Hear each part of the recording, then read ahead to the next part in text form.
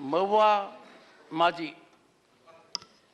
धन्यवाद माननीय सभापति महोदय। मैं अपनी पार्टी झारखंड मुक्ति मोर्चा की ओर से माननीय राष्ट्रपति के अभिभाषण पर धन्यवाद प्रस्ताव पेश कर रही हूं। माननीय राष्ट्रपति महोदय ने अपने संबोधन में वर्तमान केंद्र सरकार के पिछले 8 वर्षों की उपलब्धियों को गिनाया।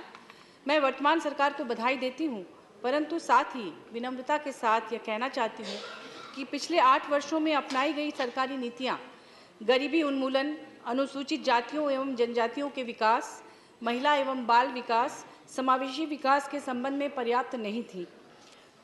सभापति महोदय, 2022 में माननीय प्रधानमंत्री जी ने कहा था, जनजातीय समुदायों का कल्याण सरकार की सर्वोच्च प्राथमिकता है और जहां भी हमने सरकार बनाई है, जनजातीय कल्याण को सर्वाधिक प्राथमिकता दी है। किंतु पिछले कुछ वर्षों में सरकार ने आदिवासी क्षेत्रों में प्राकृतिक संसाधनों की लूट को बढ़ावा देने वाली आदिवासी विरोधी नीतियों को आक्रामक रूप से आगे बढ़ाया है। 2022 में प्रस्तावित वन संरक्षण अधिनियम मेरे दावे की संपुष्टि करता है। पुराने नियमों में जहां आदिवासी क्षेत्रों में शुरू होने वाली परियोजनाओं में ग्राम सभा की सहमति आवश्यक थी, उसे सरकार ने निरस्त कर दिया है। इससे प्रकृति निर्भर आदिवासी संस्कृति एवं जंगलों का विनाश अवश्यंभावी हो गया है। आदिवासी संस्कृति जल, जंगल और जमीन की संस्कृति रही है। आदिवासियों के जितने भी संस्कार होते हैं, जन्म से लेकर मृत्यु तक, वे सभी जंगलों पर आधारित होते हैं। उसमें साल के पत्ते, नदी, झरने, पहाड़ जिसे बुरु कहते हैं, इन तमाम चीज़ों को लेकर ही वे अपने संस्कार करते हैं, चाहे वह विवाह हो या कोई भी पर्व त्यौहार, जैसे कर्मा, सरहुल, माघे पर्व, सोहराय, जतरा, हर पर्व त्यौहार में जंगलों का बहुत बड़ा साथ होता है। और मुझे लगता है कि विकास का जो आदिवासी मॉडल है आज के समय में, वही इस धरती को बचा सकता है, न कि विकास का पश्चिमी पूंजीवादी मॉडल। तो मुझे लगता है कि इस तरह से ग्राम सभा के अधिकार को छीनना बहुत बड़ी भूल होगी। इससे हर जंगल कट जाएंगे और आदिवासी, गरीब आदिवासी जो सदियों से लघु वनोपज जो जिनकी आजीविका का साधन रहे हैं, जैसे घोंगा, खुकड़ी, रुगड़ा, फिर आपके नदी से मछलियाँ या पत्ता जो होता है केदू पत्ता जिससे कि बीड़ी बनता है, इन तमाम दतवन, इन तमाम चीज़ों को जंगल से ले जाकर वो बेचते हैं और उसी से उनकी आजीविका चलती है। जब तक कि सरकार उनके लिए कोई वैकल्पिक व्यवस्था नहीं करती आजीविका के, तब तक इस अधिनियम को उन पर थोपना बहुत बड़ी भूल होगी, जबकि ये सरकार कहती है कि वो आदिवासी कल्याण की बात कर रही है। हमारे माननीय मुख्यमंत्री श्री हेमंत सोरेन जी ने बार बार सरकार को, केंद्र सरकार को पत्र लिखकर इस अधिनियम का विरोध किया है, लेकिन अभी तक केंद्र सरकार ने कोई भी कारगर कदम नहीं उठाया है। मानव तस्करी की घटनाएं सबसे ज़्यादा गरीब आदिवासी बहुल इलाके से होती है। भाजपा कार्यकाल में पन्नालाल जैसे तस्करों ने लगभग 15,000 आदिवासी लड़कियों की तस्करी की, उन्हें नौकरी देने के नाम पर, और जो अभी जेल में हैं। तो इस तरह की घटनाएं लगातार होती रही हैं। इसलिए महिलाओं को आर्थिक रूप से स्वावलंबी बनाने के लिए, उन्हें सम्मानजनक रोजगार से जोड़ने के लिए एक बड़े बजट की आवश्यकता थी। उसे क्यों नहीं दी गई? सिर्फ यह कह देने से कि सरकार महिला और आदिवासी के लिए बहुत काम कर रही है, काफ़ी नहीं होता। जमीनी कठिनाइयों, हकीकतों की पड़ताल के बाद ही बजट बनाना कारगर होता है, जिसका अभाव इस बजट में स्पष्ट दिखाई देता है। इसी प्रकार 2021 में ध्वनिमत से पारित हुई खान और खनिज संशोधन विधेयक केवल पूंजीपतियों को ध्यान में रखकर बनाया गया।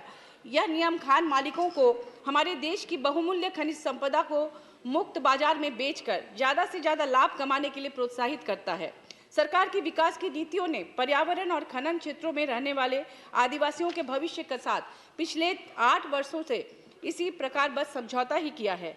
माइंस में काम करने वाले मजदूरों, महिलाओं और बच्चों के स्वास्थ्य के लिए क्या बजट है, ये अभी तक स्पष्ट नहीं हो पाया है। अब सभी जानते हैं कि कोडरमा एक ऐसा जिला है जहां मायका निकालते हैं और उसमें जो बच्चे और औरतें होती हैं, तमाम दिन भर वो लोग उसको निकालते हैं और कहते हैं ढिबरा, उसका नाम ढिबरा बोलते हैं लोकल भाषा में। उसको चुनते चुनते कितने लोग बीमार पड़ते हैं।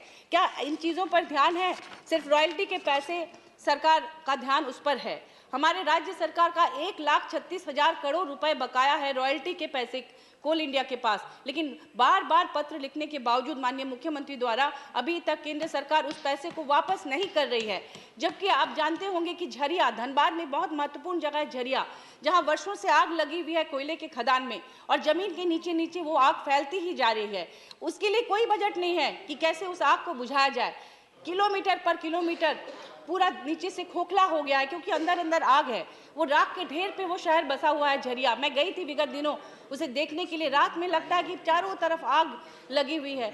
ऐसे में इन चीज़ों पर सरकार क्यों नहीं ध्यान देती? सिर्फ उस राज्य को लूटने के लिए वहाँ पर तरह तरह के माइंस हैं, वहाँ से खनिज संपदा लेकर पूरे राज्य को, पूरे देश को समृद्ध करती है सरकार। लेकिन क्यों नहीं वहाँ के लोगों के बारे में सोचती कि जो आग की ढेरी में जिनके घर है उन्हें रात में नींद नहीं आती यह सोचकर कि कभी भी वो धंस जा सकते हैं, वो आग में जमींदोज हो सकते हैं और उनके घर के बीच से कभी कभी फट जाती है जमीन और वहाँ से जहरीली गैस निकलती है। आप सोचिए उनके बारे में जो उस आग की ढेरी में सालों से रह रहे हैं। ये झरिया धनबाद में से फिल्में भी बनी है लेकिन अभी तक केंद्र सरकार इसके लिए कोई भी कारगर उपाय नहीं अपना रही है। कुछ दिन पहले मैंने देखा कि कार्बन उत्सर्जन को लेकर बिल आया, अच्छी बात है। 10 लाख की फाइन के बारे में कहा गया कि कोई स्कूटर भी अगर पुराना चलाएगा और कार्बन उत्सर्जन होगा तो गरीब को भी 10 लाख फाइन देना पड़ेगा। लेकिन मैं कहती हूँ कि ये जो प्रदूषण इस तरह के माइन से निकल रहा है, सरकार की गलती से, कोयला कंपनियों की गलती से, उसके लिए सरकार से फाइन कौन लेगा? जो कि लोगों की जिंदगी से खिलवाड़ हो रहा है, जो वहाँ पर काम करते हैं, जो वहाँ के उन इलाकों में बसते हैं। एक और महत्वपूर्ण बात कहना चाहूँगी कि अडानी पावर प्लांट, आपको पता होगा कि झारखंड में है और नया खुला है, जो कि बांग्लादेश को बिजली बेच रही है। और वो अडानी पावर प्लांट से जो प्रदूषण होता है वो वहाँ के लोकल आदिवासी, वहाँ के लोग उसे झेलते हैं। उनके लिए कुछ भी नहीं कर रही है सरकार। और ऊपर से जो कॉन्ट्रैक्ट साइन हुआ था कि राज्य को 25% उसमें से बिजली देनी है। आप सभी जानते हैं कि झारखंड में किस तरह की बिजली की किल्लत हो गई थी और जिसके लिए बार बार उसे बदनाम किया जा रहा है कि वो बिजली क्यों नहीं दे रही है।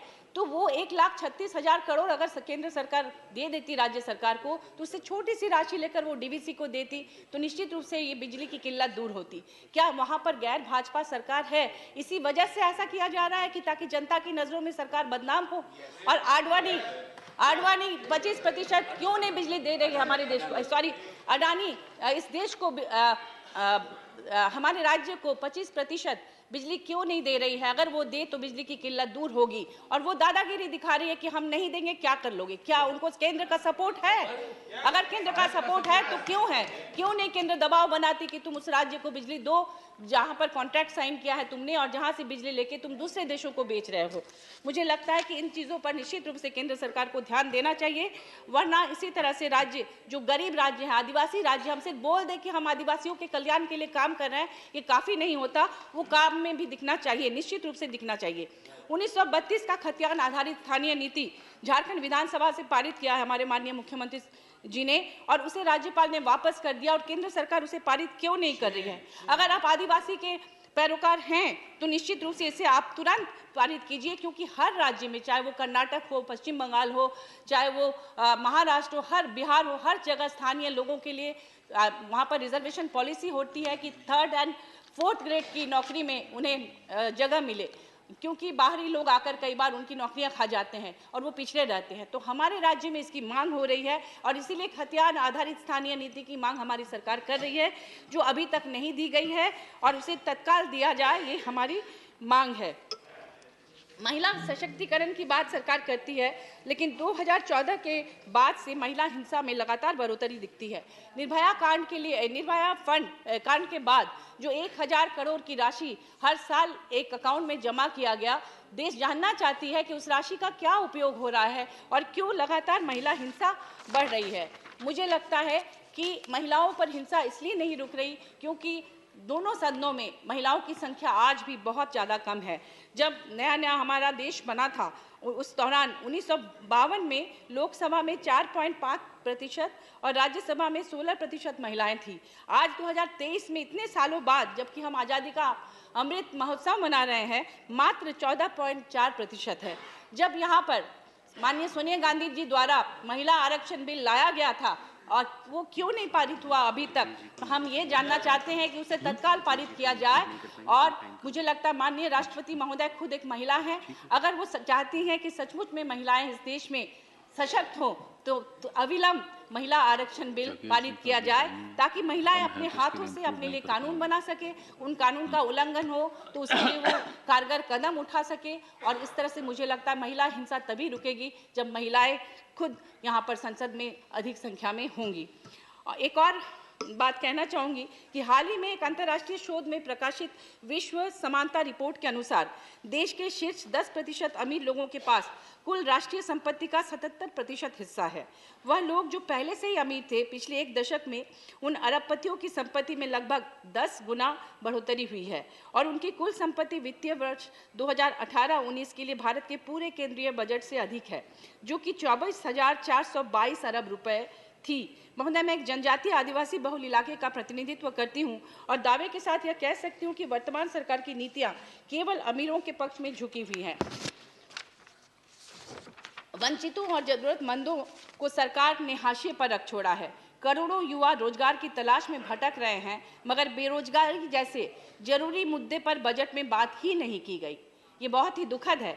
गाय और गोबर गैस को बढ़ावा देने की बात करती है केंद्र सरकार, ये अच्छी बात है, लेकिन गोबर से निकलने वाले जो खतरनाक मीथेन गैस हैं, उससे आप सभी जानते हैं कि बहुत गर्म होता है, ग्लोबल वार्मिंग के खतरे बढ़ते हैं इससे। तो उन्हें कम करने के लिए इस प्रोजेक्ट के में क्या सोचा गया है, क्योंकि अनसाइंटिफिक तरीके से काम नहीं करना है। अगर हम चाहते हैं कि बायोगैस बने, गोबर गैस बने, तो निश्चित रूप से इसके लिए सोचना होगा कि उससे निकलने वाले मीथेन गैस से कैसे ग्लोबल वार्मिंग को रोका जा सके। सस्टेनेबल डेवलपमेंट की बात करती है केंद्र सरकार। झारखंड जैसे राज्य में जहां माइंस की बहुतायत है, वहां सस्टेनेबल लाइवलीहुड के लिए क्या बजट बनाया गया है, यह झारखंड जानना चाहता है। बहुत बहुत धन्यवाद। श्री जोश के मनी